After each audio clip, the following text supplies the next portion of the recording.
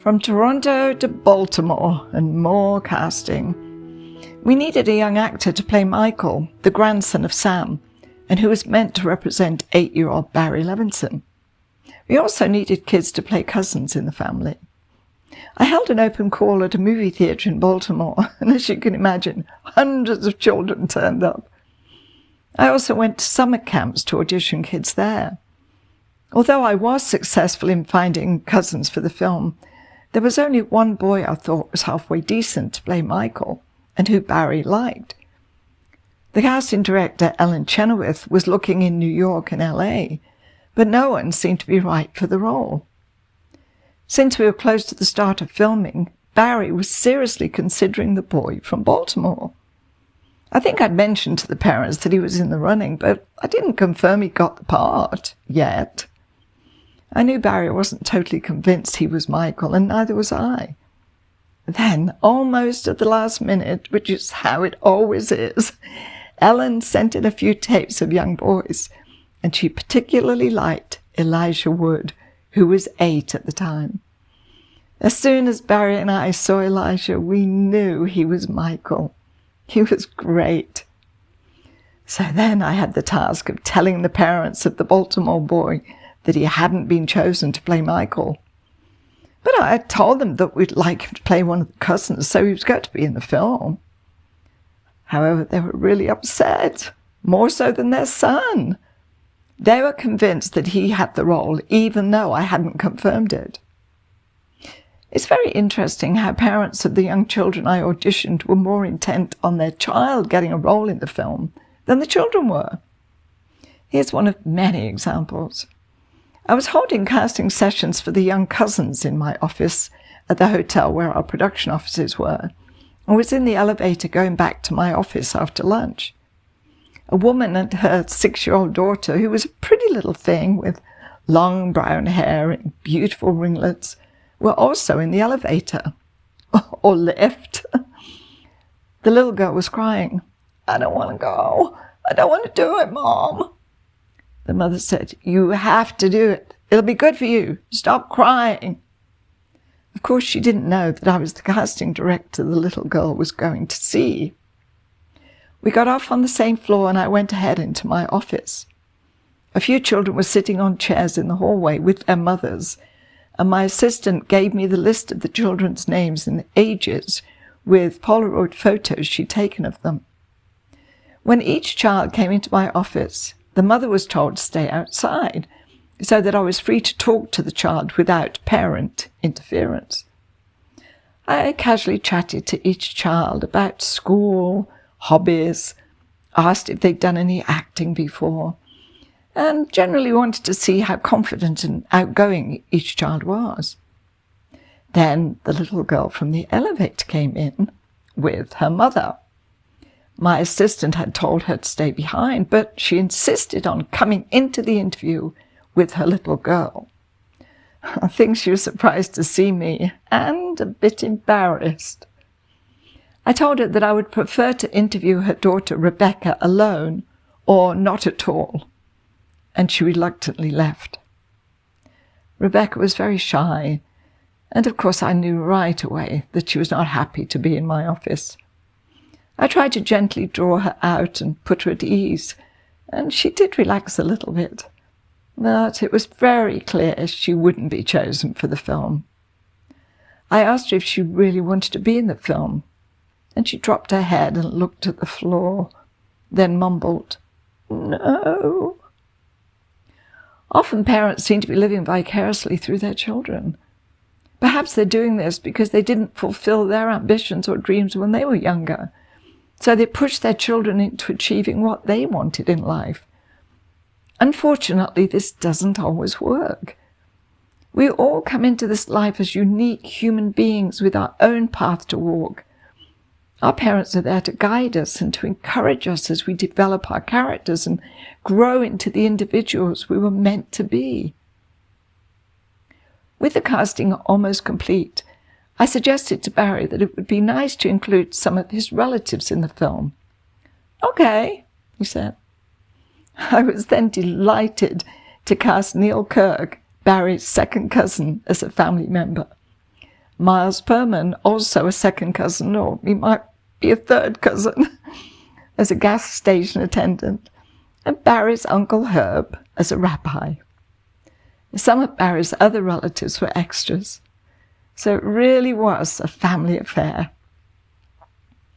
One of the joys for me of being involved with Barry's Baltimore family was the fact that they treated me as part of their family. They were also loving and kind, and I especially felt honoured to be invited to the Friday night dinner, or Shabbat, the beginning of the Jewish Sabbath, or Day of Rest. Miles Perman's warm, fun, big-hearted and lovely mom, Rona, whose grandfather was Gabriel, one of Sam's brothers, always hosted, and everyone was welcome. I love this Jewish tradition, the lighting of the candles, the blessing recited over loaves of challah bread, delicious matzah ball soup, and of course the chicken dinner and all the wonderful food that went with it. But it was the warmth and inclusiveness of the company that always made it special for me. Just like John Hirsch's dinners, everyone talked and reached across one another to get condiments or challah bread. There was no, "Can you pass the salt, please?" So different from the dinners at my home when I was growing up. Silence at the table was the norm.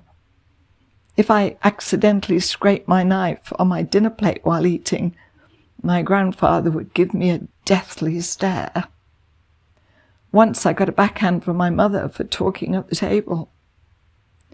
So you can imagine what a thrill it was to be included in this very important weekly tradition with wonderful people who had such expansive, generous and joyous personalities. Oh, I miss those times, but I'm happy to say I've remained close to Barry's family. Sometimes I think I know them better than he does. During the filming of Avalon, Barry's mom and dad visited the set regularly. I remember them visiting on the day the circus came to town. Yes, we had a real elephant walking along a Baltimore street. We also had fireworks, fake snow, a warehouse fire, and bees. So much more. It was a very busy production and lots of fun. Since the brothers in the story were musicians as well as house painters and decorators, we had a lovely scene in a ballroom where I cast a younger version of Joan Plowright meeting the young Sam. He spots her while he's playing his violin. Then he asks her to dance. The problem was that Michael Krause, who played the younger Sam, couldn't dance. He had 2 left feet, and a few other men in the ballroom seemed about the same. So I hired a dance instructor to teach the basic slow, slow, quick, quick, slow steps. As mentioned, Joan Plowright played Eva, the wife of Armin Mueller-Stahl's Sam. I was actually a little in awe of her because she was the widow of Sir Laurence Olivier, British theatrical royalty. On the set one day, she called me over. "Marie, darling, can you do me a favour?" "Of course, Joan." It seems that the production coordinator needed her passport ASAP to complete Joan's work visa. "Could you go to my hotel room and get it and take it over to the office, please?" she asked. Since I was well known at the hotel where the actors were staying and I was trusted, I had no problem getting a key to Joan's room. She told me where the passport was, in a velvet pouch in the top drawer of her dressing table, and off I went. On her dressing table there was a photo of Sir Laurence Olivier, or Larry, she called him, as well as photos of their children and grandchildren. I found the velvet pouch and withdrew the passport, which had her name as Lady Olivier. Oh, I must admit, this gave me a little thrill. Lady Olivier. I carried the passport with great care over to the production office and handed it to the coordinator. "Here's Lady Olivier's passport," I said with reverence. The coordinator hardly looked up as she said, "Just throw it on that pile over there," indicating papers on her desk. She could care less that Joan Plowright was a lady and the widow of Sir Laurence Olivier. This girl was not impressed at all. Joan was just another actress whose paperwork needed to be completed.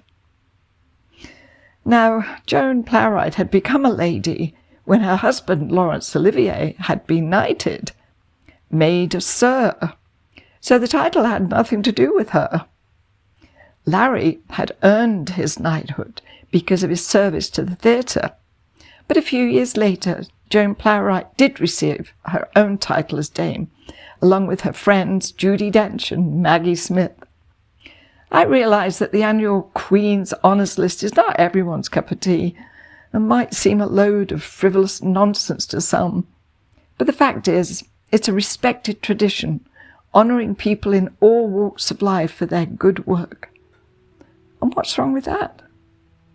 In the next episode, my title and the movie premiere. If you're enjoying my episodes, my social media guru, Horatio, has asked that you please like the recordings, subscribe, and ring the bell to be notified when I post my next episode on Sunday. Many thanks, and your support is greatly appreciated.